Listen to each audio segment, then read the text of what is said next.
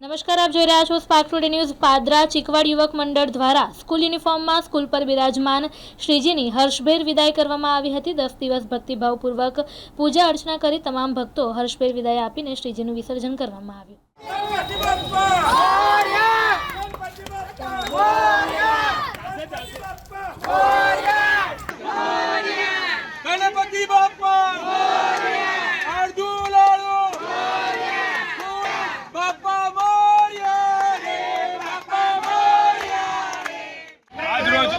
दसमा दिवसे गणपति विसर्जनना दिवसे आज भरपूर वरसाद चाली रह्यो होवा छतां पण आज चिकावड़ युवक मंडल द्वारा आयोजित जे चिकावड़ना महाराजा यानी गणपति बापाનું विसर्जन आज धामधूमपूर्वक बधाए भेगा थईने करेल छे।